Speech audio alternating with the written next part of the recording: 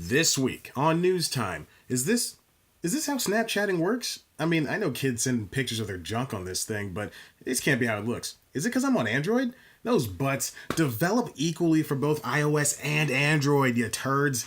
This week I'm deviating from the regular rhythm of comedy and comedy adjacent reporting and taking on an app. But not just any app, one of the biggest apps out right now. Yet, despite its adoption rate and size, Snapchat is also one of the only apps to be losing more money than its initial IPO said it was worth.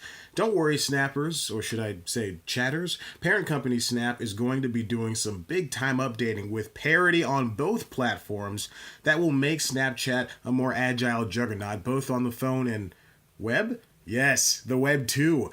And they're making shows. Find out how. Okay, my thumb slipped. All I wanted to say. Why is this thing so... Dang it! News time! It's news time. Delivering to you the news you didn't know about, the news you didn't care about, and the news you didn't know you cared about. With host, Chad White. Now, here's that host, Chad White.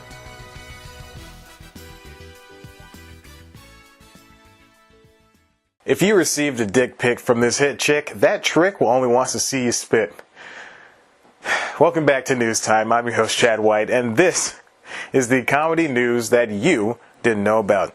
Bear with me as I haven't done something like this before. Taking on an app wasn't the initial plan for this episode, but as I looked into the issues surrounding Snapchat, I started to see crystals form. Snapchat, for all intents and purposes, was never meant to be this big.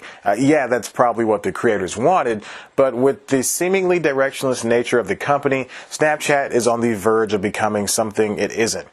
Facebook and Twitter were two different entities a decade ago, but now they're the places to get your latest news or watch your favorite shows. And Amazon was only a purveyor of things, and now it's creating them.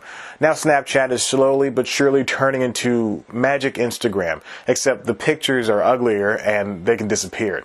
In May of 2017, Snap Inc., the parent company of Snapchat, went public, which means regular people like you and I can invest in the company via stocks. The move is big for any company, but if an app can do it, whoo boy, everyone was sure to keep an eye on them. Even NBC Universal, which donated $500 million to a platform as part of the IPO. $500 million! This is after the two struck a deal in August of 2016 to make bite-sized versions of SNL and The Voice for the app. That being said, NBC Universal may just be a bad investor. The company invested in both Snapchat and BuzzFeed, and both are failing more than they're winning. And of course, we all remember CISO.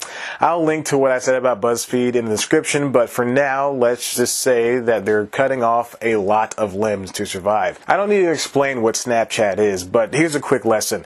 Users download an app and connect to others' users via phone numbers or special scannable barcodes. Then they can send photos and videos that can only be viewed once, then they disappear forever.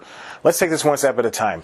Users experience a lot of issues with the app. That joke in the cold open about device parity is a very serious qualm.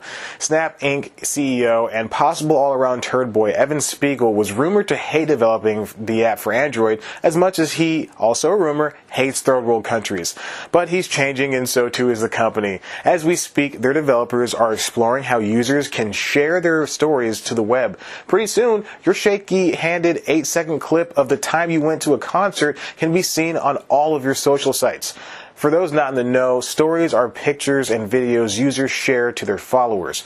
They're uneditable, save for a few stamps, borders, or in marker writings that you can add to them. And stories are inherently appealing because of their almost raw nature. With Instagram, you can edit and make things pretty. Snapchat stories are something else entirely, letting you see life for what it can be. Dark, out of focus, and quick to cut out for no reason. But even stories can change. Just this past week, the app started treating pictures from the camera roll the same as pictures taken within the app. Let's take a step back to the whole stories being shared aspect that I just threw out there. Snapchat now has 178 million daily users. The keyword here is daily because that number doesn't account for people like me who only use this thing to comment on The Bachelor. Ari is too old and he doesn't deserve any of the 12 gorgeous blonde Laurens or the one remaining minority on the show.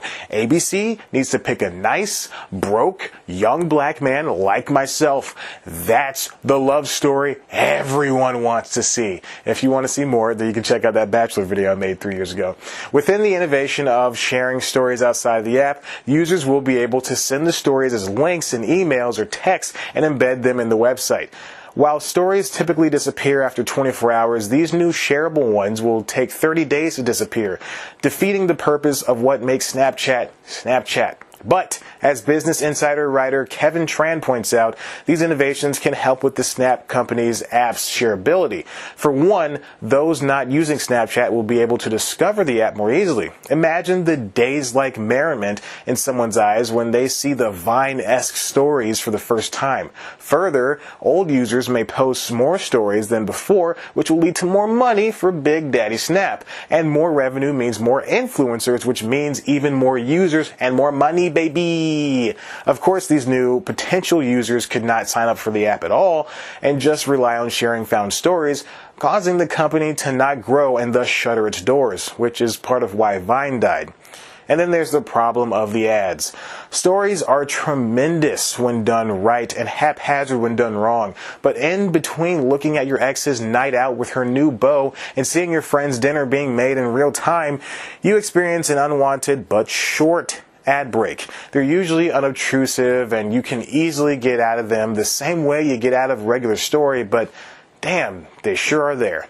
One of the other innovations Snap is working on is creating deeper links for ads. Users have seen their predecessors before, the telltale swipe up action that floats in the ghostly manner at the bottom of the phone screen is unmissable. Deep linking is used everywhere though, so this is not a real big deal. A dog food company could want you to interact after you watch their seconds-long commercial, enticing you to swipe up to learn more. You're interested, so you do as suggested, and bam! Then you're taken to your operating system's app store and prompted to download the dog food app.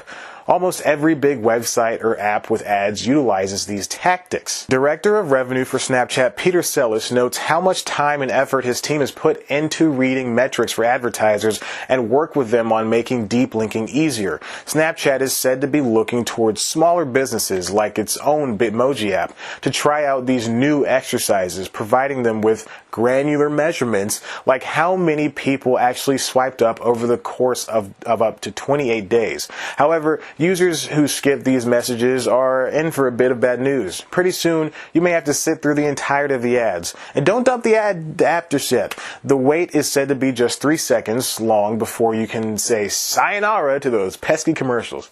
I've heard Bugs Bunny say that for my entire life, but I've never actually said it myself. It felt good. Am I a cartoon? Ad Age writer Garrett Sloan spoke to a brand's top advisor that advertises on Snapchat who said that companies aren't spending as much as they should with the app. That same person simultaneously welcomes the younger skewing audience while also acknowledging their inability to keep focused for long. And let's get back to that. Who is Snapchat for if not the ADD-addled generation? Sure, it's found success as a place for preteens to send whatever it is they send to each other without fear of repercussion, yet the same group has no money to spend on things being advertised to them. Who Snap should be advertising to is people like you or me or other adults who continually hurt themselves by looking at their ex-girlfriend's snaps to see how happy she is. Karen, I miss you. Along with an ad redesign, the app needs an overhaul of sorts. And that new information is coming from Snapchat itself. The Daily Beast exclusively obtained information about how many people actually use features besides the chat service. Between April and September of last year, the time from which this data was taken, daily snaps increased from 80 million to 88 million, which is about a 10% increase. The average snapper sends at least 34 messages a day. These graphs do a lot better job at mathing than I do. Snap Maps, the stalking technology that broadcasted your whereabouts to your followers, dropped from its initial numbers of 30 million to a measly 19 million users. Keep in mind that Snap boasted about the app's 178 million users in the third quarter of 2017, which means that 11% of the user base has adopted and continually used the feature. And here's even more staggering statistics, which I'm sure would make for a great podcast spinoff of Who Charted from the Earwolf Network. Discover the section of the app that contains big names like CNN, NBC, and E! News put up their respective shows, sees only 21% of users, which equates to a little over 37 million. Not as bad as Maps, but not much better. Oh, and let's get into the Discover tab. Snapchat wants as many eyeballs on that thing as possible. So do its advertisers. Their schemes work for the most part, but at some point, the numbers just burn out. In August of 2017, it was reported that NBC News' daily show, Stay Tuned, on the platform garnered 29 million viewers in a month. In contrast, my favorite show on broadcast television, Crazy Ex-Girlfriend, barely gets 200,000 viewers per week. At least 40% of users watched at least 3 times a week. And remember, this show comes from NBCU's monster $500 million investment into the app. Further, ESPN and Katie Nolan's new show seems to be doing well. Even CNN, the most hated and most watched cable news conglomerate, which didn't hire me on 3 separate occasions, thought it could find success with a daily news show. The Update was notably one of the few shows that to be regular, airing at 6 p.m. each day and running from 3 to 5 minutes. Said CNN's head of social and emerging video, Samantha Berry, on the new show, quote, "It's a huge opportunity for us to introduce our reporters and anchors and some of the best experts in the field to this whole new audience." Smash cut to 4 months later. The Update is canceled. Days before Christmas, CNN put an axe to the series due to monetary reasons, but we all know I could have steered that ship away from the iceberg if they just hired my ass the first time and not sent my heart on a wild goose chase the other 2 times. So Snapchat is floundering at a pivotal time in its short history. And worse yet, other companies are starting to take notice. Several clones have been and will be made, and they're going to have the backing that Snapchat sure as heck didn't have in the beginning. It probably doesn't help that a vast majority of users hate the new look. Even Instagram is stealing and improving on the original Snapchat formula. And they should. They have a cleaner app that probably should have been doing stories in the first place. If it weren't for the way they mix up new and old posts, I'd call it the perfect social network. And since its inception, Snapchat has struggled with its identity. Forbes contributor JJ Kaloa called it a $3 billion disappearing act. Up until the IPO, it looked like he was wrong. This all comes full circle to what Edgar Alvarez was saying in his Engadget write-up. No one knows if these Snapchat shows are successful, or if the app is successful, or if its solid user count means it's successful. There's no quick money to be made from Snapchat in the short run. And this IPO is proving that no good money can come from the long run. But sharing stories is a step. Not necessarily a good or a bad step, but it's a step nonetheless. A company can't just innovate for the sake of innovation. They need to make something worthwhile. That's doubly true for an aging app with a rapidly aging demographic. Kids are dumb. They'll be distracted by anything. If they can't keep up with it, Snapchat will be the one that disappears in 24 hours. And that's all the news I have for you for this week on News Time. Why don't you subscribe and check out one of our other videos? Of course, you can always head to the website cpluscomedy.com, where I swear we will not talk about Snapchat again. I don't know. Who knows? You can follow us on Twitter at cpluscomedy. Follow me on Twitter at ChadBlackWhite. Like us on Facebook. Listen to the Constitutionalist podcast, please. I'm just talking to myself. And, of course, you can always snap this. Not that.